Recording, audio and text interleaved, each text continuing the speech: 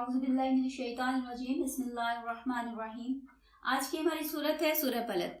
یہ صورت نمبر 90 ہے اور اس کا نام اس کی پہلی آیت لا اقسم بہذا البلد میں سے لیا گیا ہے۔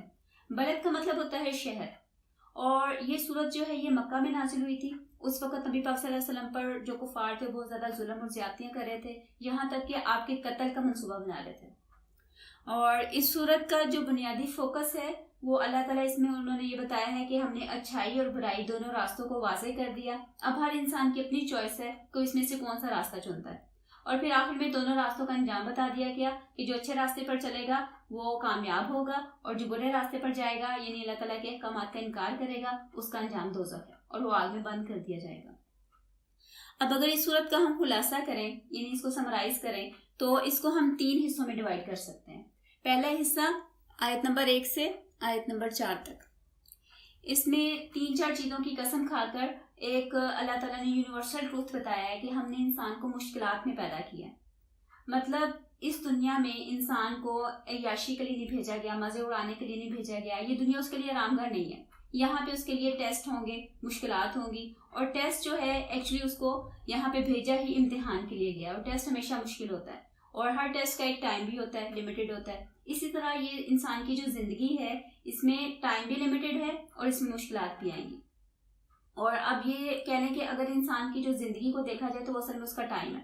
اب یہ ٹائم چاہے وہ اچھے اور نیک کاموں میں لگا لے تو آخرت میں کامیاب ہو جائے گا، اور اگر یہ ٹائم وہ ضائع کرے گا یا فضول کاموں میں لگائے گا یا اللہ تعالیٰ کی نافرمانی کے کام کرے گا تو پھر آخرت میں آگ اس کا انجام ہوگی۔ اور پھر اس کے بعد جو ہے آیت نمبر 5 سے آیت نمبر 10 تک یہ دوسرا حصہ ہے۔ اس میں انسان کی غلط فہمی دور کی گئی کہ وہ سمجھتا ہے کہ جو مرضی کرتا پھرے، اس کو کوئی پوچھنے والا نہیں، اس کے اوپر کوئی اتھارٹی نہیں، اس کو کوئی پکڑ نہیں ہے۔ تو اور اس کے بعد پھر اللہ تعالیٰ نے ایک فضول خرچ انسان کا جملہ کوٹ کیا کہ وہ کہتا ہے کہ میں نے ڈھیروں مال جو ہے وہ خرچ کر دیا، اڑا دیا۔ پھر وہ سمجھتا ہے کہ اسے کسی نے نہیں دیکھا، اس کی حرکتوں کا کسی کو نہیں پتا، جبکہ اللہ تعالیٰ جو ہر چیز کے بارے میں علم رکھتے ہیں وہ یہ بھی جانتے ہیں کہ اس نے یہ مال کہاں سے اکٹھا کیا تھا، کیسے دوسروں کا حق مارا، کیسے کیسے غلط کام کر کے اس نے یہ مال جو ہے وہ جمع کیا تھا، اور اب وہ کس نیت سے اسے خرچ کرتا پھر رہا ہے، یعنی کہ وہ اللہ تعالیٰ کو دھوکہ نہیں دے سکتا۔ پھر اس کے بعد جو ہے نیکسٹ ہمارا آ جاتا ہے اللہ تعالیٰ نے دونوں راستے بھی جو ہیں وہ واضح کر دیے، اور پھر اللہ تعالیٰ یہاں پہ یہ بھی یاد دلاتے ہیں اس کو کہ کیا وہ یہ بھول گیا ہے کہ اس کا خالق کون ہے، اس کو آنکھیں، زبان، یہ سوچنے سمجھنے کی صلاحیتیں کس نے دی ہیں؟ اللہ تعالیٰ نے دی۔ اور پھر اس کے بعد اللہ تعالیٰ نے یہ صلاحیتیں دے کر اس کو یوں ہی نہیں چھوڑ دیا، اس کے لیے دونوں راستے اچھائی اور برائی، حق اور باطل جو ہے وہ بھی واضح کر دیا۔ پھر اس کے بعد جو اس کا تیسرا حصہ ہے وہ آیت نمبر 11 سے آیت نمبر 20 تک ہے۔ اس میں اچھے اور برے دونوں راستے جو ہیں ان کی تھوڑی سی ڈیٹیل بتائی گئی ہے، اور پھر ان کا اچھا اور برا انجام جو ہے وہ واضح کیا گیا ہے۔ اعوذ باللہ من الشیطان الرجیم، بسم اللہ الرحمن الرحیم، لا اقسم بهذا البلد وانت حل بهذا البلد ووالد وما ولد لقد خلقنا الإنسان في كبد أيحسب أن لن يقدر عليه أحد يقول أهلكت مالا لبدا أيحسب أن لم يره أحد ألم نجعل له عينين ولسانا وشفتين وهديناه النجدين فلاقتحم العقبة وما أدراك ما العقبة فك رقبة أو إطعام في يوم ذي مسغبة مسغبة يتيما ذا مقربة أو مسكينا ذا متربة ثم كان من الذين آمنوا وتواصوا بالصبر وتواصوا بالمرحمة أولئك أصحاب الميمنة والذين كفروا بآياتنا هم أصحاب المشأمة عليهم نار مؤصدة. آئے اب سورت کے لفظ و لفظ ترجمے کی طرف چلتے ہیں. لا اقسم بہذا البلد. لا کا مطلب ہوتا ہے نہیں، اقسم میں قسم کھاتا ہوں، بہذا البلد اس شہر کی. اس شہر سے مراد ہے مکہ، مکہ کا شہر. اور یہ جو لا سے جب کوئی جملہ شروع ہوتا ہے تو ویسے لا کا مطلب تو نہیں ہوتا ہے، لیکن یہاں پہ مطلب یہ ہے کہ لوگ جو ہیں وہ کوئی غلط بات کر رہے تھے تو پہلے اس کو نگیٹ کیا گیا کہ نہیں جو تم بات کر رہے ہو نا وہ غلط ہے، اور پھر 3-4 چیزوں کی قسم کھا کے اصل بات جو ہے وہ بتائی گئی. جیسے مثال کے طور پر 4-5 لوگ بیٹھے ہوئے ہیں اور کہہ رہے ہیں کہ جی صبح سے بارش ہو رہی ہے، لیکن ایک بندہ آتا ہے کہتا ہے نہیں بارش تو رات سے ہو رہی ہے. مطلب وہ ان کی جو بات ہے، ان کی انفارمیشن جو ہے اسے کریکٹ کرنے کے لیے پہلے نہیں سے اپنی بات جو ہے وہ شروع کرے گا. پھر اس کے بعد اگلی آیت ہے وَأَنْتَ حِلٌّ بِهَذَا الْبَلَدِ. وَأَنْتَ حِلٌّ یعنی آپ حلٌ ہیں اس شہر میں، بِهَذَا الْبَلَدِ. حلٌ جو ہے یہ لفظ تھوڑا سا ٹیکنیکل ہے، اس کے 2-3 مفہوم آتے ہیں. مثلا اس کا ایک مطلب آتا ہے کسی جگہ پہ قیام کرنا، اسٹے کرنا، رہنا. اے نبی پاک صلی اللہ علیہ وسلم آپ اس شہر میں رہتے ہیں، آپ اس شہر میں مقیم ہیں، اور اس نبی پاک صلی اللہ علیہ وسلم کے رہنے سے اس مکہ شہر کی عظمت میں اور زیادہ اضافہ ہوتا ہے. پھر اس کے بعد جو ہے اگر اس کا دوسرا مطلب ہے وہ ہے حلال ہونا. وَأَنْتَ حِلٌّ بِهَذَا الْبَلَدِ. اس کا مطلب ہے کہ نبی پاک صلی اللہ علیہ وسلم آپ اس شہر میں حلال ہیں. اس کا کیا مطلب بنتا ہے کہ جو عرب تھا نا مکہ، یہاں پہ حرم بیت اللہ ہونے کی وجہ سے کسی جانور کو بھی شکار نہیں کیا جاتا تھا، ایون درختوں کو کاٹنا بھی حرام سمجھا جاتا تھا. تو اس حرمت والے شہر میں نبی پاک صلی اللہ علیہ وسلم کے قتل کے منصوبے بنائے جا رہے ہیں، یعنی ان کو مارنا جو ہے وہ حلال سمجھ لیا گیا. تیسرا اس کا مطلب یہ بنتا ہے کہ یہ آیت جو ہے وہ قسم کی پیشن گوئی ہے کہ ایک ٹائم آئے گا جب نبی پاک صلی اللہ علیہ وسلم کے لیے اس شہر میں جنگ کرنا یا اللہ تعالیٰ کے دشمنوں کو قتل کرنا جو ہے وہ حلال کر دیا جائے گا. آگے چلتے ہیں وَوَالِدٍ وَمَا وَلَدٍ. اور قسم ہے والد کی اور اس کی اولاد کی جو اس نے پیدا کی. اب اس سے ایک مراد ہو سکتی ہے والد سے مراد حضرت آدم اور اولاد تمام بنی نوع انسان. پھر دوسرا یہ ہے کہ ایک عام باپ اور اس کی اولاد، کیونکہ ان دونوں کا جو ہے ریلیشن یا ان دونوں کی جو سچویشن ہوتی ہے اس میں بھی کافی ساری مشکلات آتی ہیں. تو بنیادی طور پر یہ ساری قسمیں کھا کر جو چیز پروف کی جا رہی ہے ان سب چیزوں کو گواہ بنا کے وہ کیا ہے، وہ آگے آ رہی ہے لَقَدْ خَلَقْنَا الْإِنسَانَ فِي كَبَدٍ. لَقَدْ خَلَقْنَا الْإِنسَانَ فِي كَبَدٍ کا مطلب ہے کہ یقیناً ہم نے انسان کو مشکل میں پیدا کیا. کبد کا مطلب ہوتا ہے انتہائی مشکل، بہت مشقت والی جگہ یا کام. تو ہم نے انسان کو جو ہے بہت زیادہ مشکل میں، مشقت میں پیدا کیا. یہ ساری چیزیں جو ہیں، یہ پہلے والی جتنی بھی قسمیں ہیں وہ اس کو پروف کرنے کے لیے، اس سینٹینس کو پروف کرنے کے لیے جو ہے وہ کھائی گئی. یعنی یہ جو شہر مکہ ہے وہ خود اس بات پر گواہ ہے، کیونکہ اس کی اپنی ابتدا جو ہے وہ ایک ماں اور بچے کی انتہائی مصیبت اور تکلیف کے عالم میں ہوئی تھی.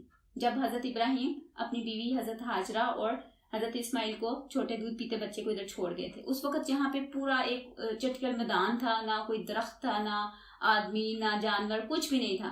اور اس کہنے کہ اس تکلیف کے عالم میں اس مکہ کا جو ہے وہ سٹارٹ ہوا تھا، بنیاد رکھی گئی تھی.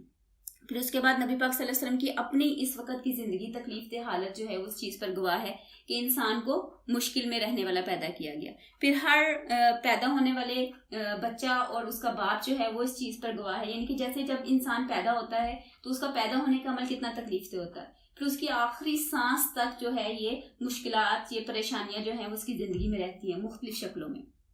تو یہ ساری چیزیں جو ہیں وہ اس چیز کو پروف کر رہی ہیں کہ انسان کو مشکلات میں رہنے والا پیدا کیا گیا ہے، یعنی اسے اس دنیا میں مزے اڑانے کے لیے، انجوائے کرنے کے لیے نہیں بھیجا گیا.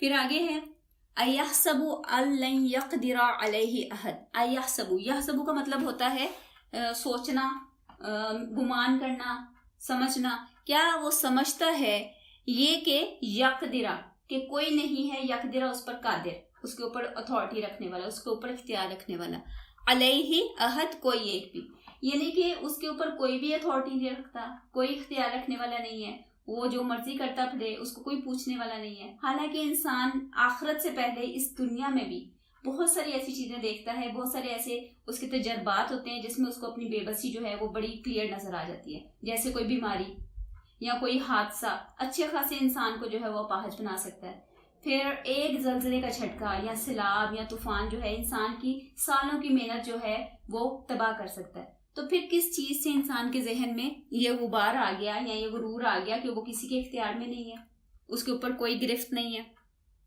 یقولو اہلکت مال لبدا، یقولو، اب یہ ایک فضول خرچ، ایک متکبر بندے کا جملہ جو ہے وہ کوٹ کیا گیا کہ وہ کہتا پھرتا ہے کہ جی میں نے تو ڈھیروں مال خرچ کر دیا اور میرے گزارنے میں کوئی کمی نہیں آئی، میرے پیسے ویسے کے ویسے ہی ہیں۔ یا یہ ہے کہ وہ کسی ایسے بندے کی بات کی جا رہی ہے کہ جو بظاہر دکھانے کے لیے بہت زیادہ سخاوت کرتا ہے، لوگوں کو کھانا بھی کھلاتا ہے، غریبوں کو مدد بھی کرتا ہے، لیکن اس کا نیت یہ نہیں ہوتی کہ وہ اللہ تعالیٰ کی رضا کے لیے کر رہا ہے یا نیکی سے کر رہا ہے، اس کی نیت ہوتی ہے اپنی شہرت، کہ لوگ اس کی باتیں کریں کہ ہاں یہ بڑا خرچ کرتا ہے۔ تو یہاں پہ اس بندے کی جو ہے وہ ایک مثال دی گئی۔ پھر اس کے بعد ہے ایحسب ان یراہ احد، ایحسب یہ اسی طرح ہے کہ کیا وہ سوچتا ہے یا گمان کرتا ہے، علم کہ نہیں، یراہ دیکھا اسے، احد کسی ایک نے، یعنی کہ جو وہ کام کرتا پھر رہا ہے، جو وہ سازشیں کرتا پھرتا ہے، یا جس طرح اس نے یہ سارا مال اکٹھا کیا ہے غلط طریقوں سے دوسروں کا حق مار کے، تو کیا وہ سوچتا ہے کہ اسے کسی نے نہیں دیکھا؟ اور پھر اس کے بعد جو ہے اللہ تعالیٰ کہہ رہے ہیں الم نجعل لہ عینین، کیا ہم نے اسے دو آنکھیں نہیں بنائی، یعنی ہم نے اس کو دو آنکھیں نہیں دی، دو آنکھیں نہیں عطا کی، ولسانم وشفتین، اور ایک زبان اور دو ہونٹ نہیں عطا کیے۔